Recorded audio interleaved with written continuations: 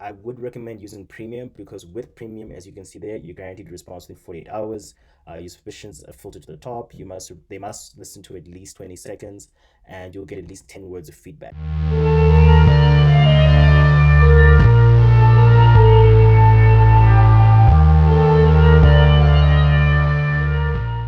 Welcome to SubmitHub. This is where you can submit your songs to several playlists, blogs, influencers, just with one file in the database.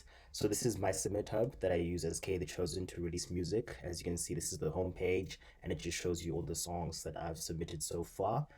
So let's start by submitting a song.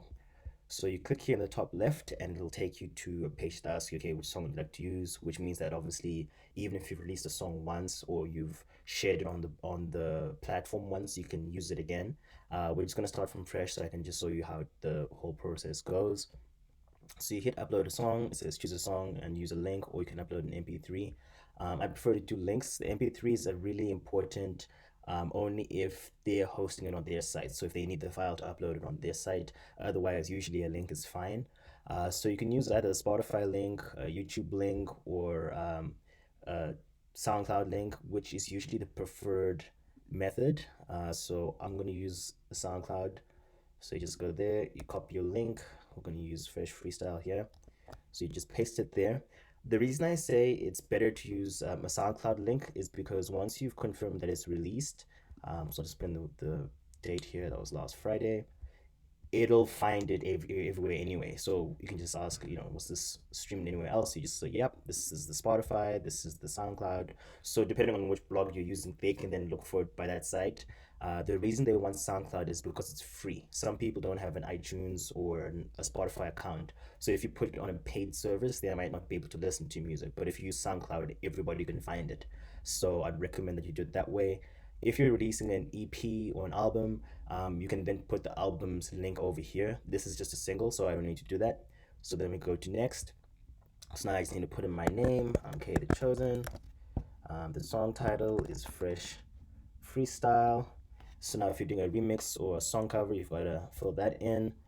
Yes, it does have lyrics. That's in case it's a cover or whatever. What language? English. Swear words? Yes, it has swear words. Haha. Do you have a very friendly version? Yes, I do. So always make sure that when you record music, just a general hint for artists, always make sure you do have a clean version ready in case you come across a blog that doesn't take explicit lyrics. So you always make sure when you're in the studio, record your normal version, then record a clean version. So what could I explain this song as? So you don't really have to do this, but it helps in case someone wants to know more about your song. I'm gonna skip that part, but I will go into similar artists. I think it sounds like Amine's songs, and I also think it sounds like Brock Hampton. So I'll just put that in case the bloggers want to know what it sounds like. So then I've done uploads before, and I'm from Canada, and that finishes the upload. So that's perfect. Now it'll ask you what you want to do. Do you want to edit your profile, upload a new song, whatever? So we're going to hit submit to curators. So now what's important here is that you need to ask yourself, what is the goal you're trying to achieve with this submission? Are you trying to get lots of plays? Are you trying to get it on a blog? Are you trying to get feedback on your music? So as you can see here, the two options. This premium, which those are like credits you've paid for, and then the standard credits that are free credits that you get. I think you get 2 free credits every 24 hours. But I would recommend using premium because with premium, as you can see there, you're guaranteed response within 48 hours. Your submissions are filtered to the top. They must listen to at least 20 seconds, and you'll get at least 10 words of feedback. So for me, it's great because if they don't listen, I get my money back. There's a higher chance of them responding. Plus, if they don't post it, at least I get to know what they didn't like about it. So that 10 words of feedback can be very, very helpful. If you go with the standard one, this is what you get. It's completely free. You get 2 credits. Oh, there you go. It's every 4 hours, not every 24 hours. But there's no guarantee of a response. So really, you can keep doing this, but it's a slow way to do it. I would say use premium. So before we click on this, I want to make a point clear. I think as artists, it's very important to be organized and make sure that you keep notes of things that you're doing. So as you saw, I've submitted to playlists or blogs before, so it already knows that my average approval rating is 14%. So for every 10 people that I send out music to, like about 1.4, let's round it up to two people respond, right? So it's important for you to keep track of who's responding to your things and what they said, like what their feedback was.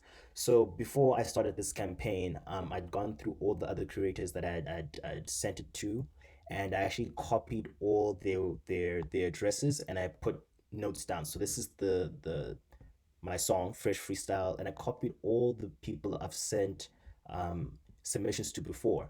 The ones in green are the ones that have actually approved them for previous tracks. The ones in blue are ones that I've sent to. I might not have got approved, but I can see that their numbers on Spotify or Twitch or whatever I was trying to send to are good, so I kept them to try for a new song.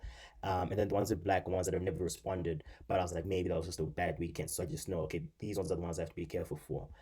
So I tend to keep the date that they were sent, and then as they send feedback, I record it here so that for the next um, my next song release campaign, I can come back and refer to what each person said.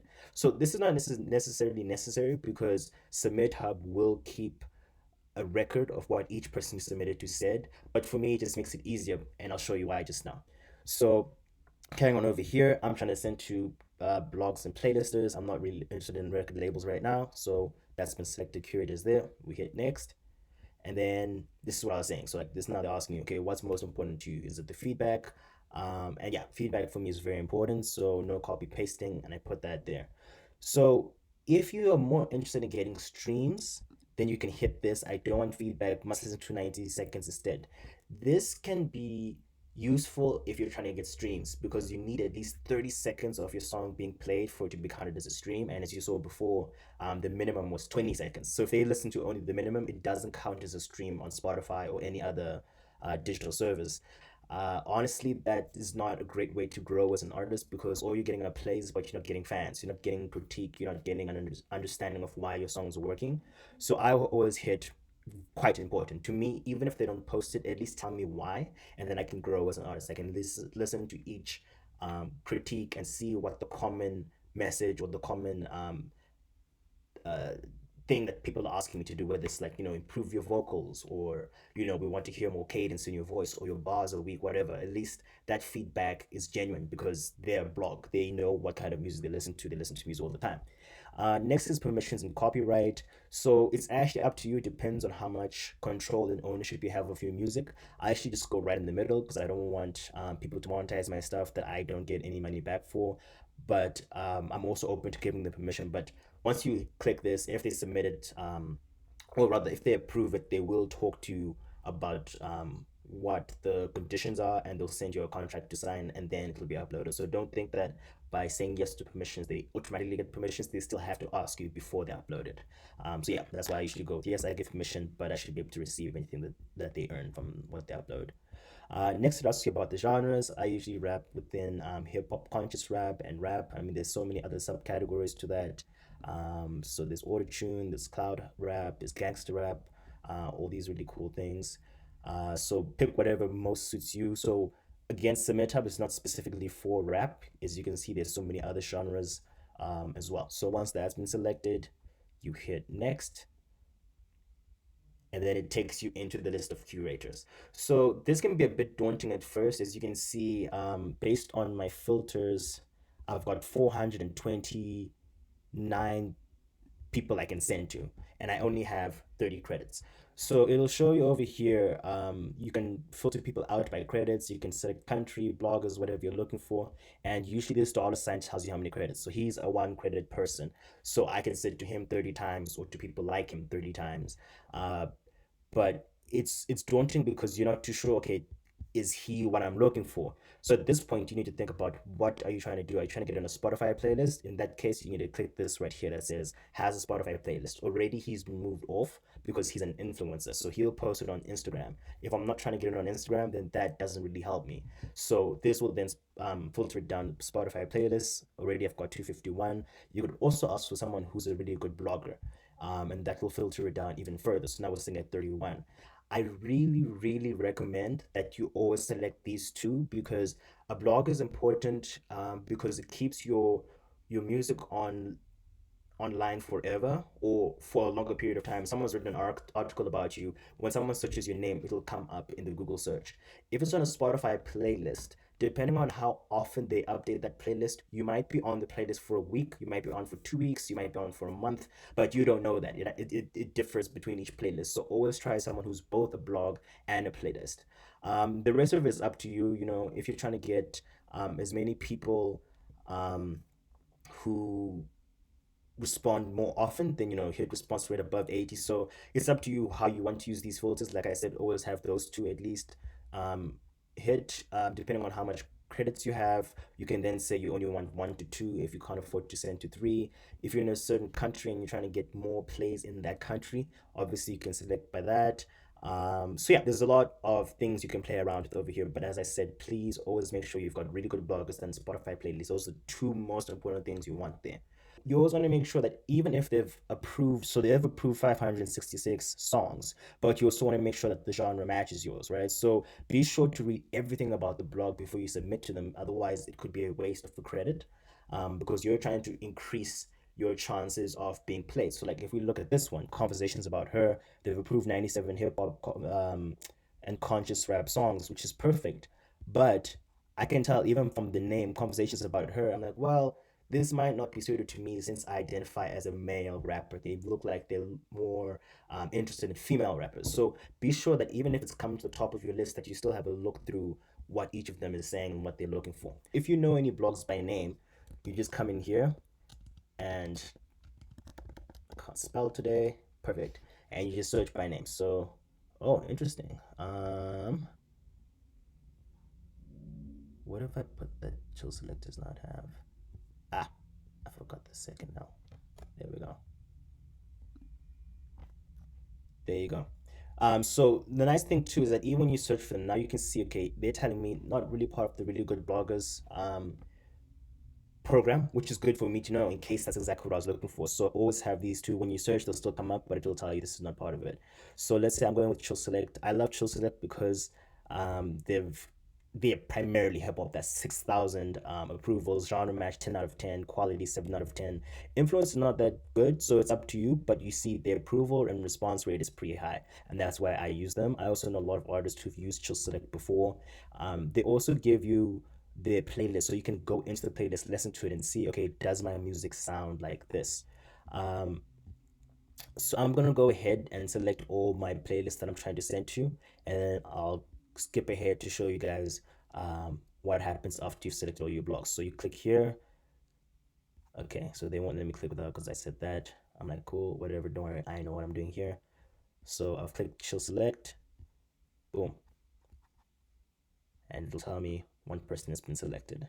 So now as you can see, I've selected my 10 blogs. So each of them has different numbers of credit, which is why, although I've only selected 10, I'm down by 15 instead of 10. So not each blog is worth one, but some of the ones that are worth more, or the ones that have a couple more dollar signs on them have a higher reach. So you can say these guys have got 9, 10, and yeah, I've used the grid before. They're pretty good. What I've also done is in my Excel sheet, I've updated it. So now I've added a date for everyone that I've sent to. And then some of them were on a break. Some of them said that, the release date was too long ago. So this is important because when you're going back and trying to figure out, okay, for the next song, you need to have information from the previous campaign to help you out. To be like, cool, which days are the best for the blogs that I sent to? So I know that July 10th was a Monday. Sorry, August 10th was a Monday. But the next time, if I saw that, okay, Mondays don't seem to work well, I can try a Wednesday. And then I know that, okay, the best days for certain blogs are whatever days in the week. So as an artist, I always say it's good to be organized, good to keep track of what you're doing. I'm going to make another video on how to stay organized and the things that I use to make checklists and stuff, just to keep you as more organized musicians. Because as an entrepreneur, you need to know what you're doing and learn from each mistake. But you can't learn if you don't have a record of what you did, right? So there we go. We've got our 10 selected over here. We then hit submit. It then lists everybody I've sent it to, and yeah, it's got my contact email there, and then you give your quick pitch. So like I don't know if you're working on a, I don't know what you could be working on, whether it's a project or this other things you're trying to do with the song. Like if you want the song in an ad, if it is meant to be on a website, if there's a project you've put out, you can then write it down there and explain more about what you're trying to do with the song, just to get them more interested in listening to your song. Then you hit submit, and that's a wrap. That's it. So now it's just updating that. If I go to view submission, it now has the full um, breakdown. So you see there, English, yes, but radio friendly version can be provided upon request. Um, yeah, it's got all the details there. Boop, boop, boop. And then we just wait for the responses. So once I've got all those, I'll let you know. So it comes over here, it says campaigns.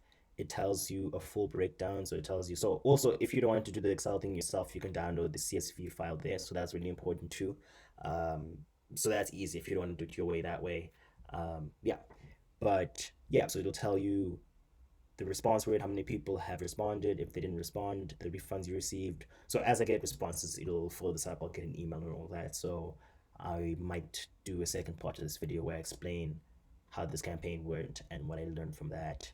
But yeah, in essence, that's how you use SubmitHub. Let me know if you have any questions, and yeah, let me know what you like most about this, or if you want me to explain further.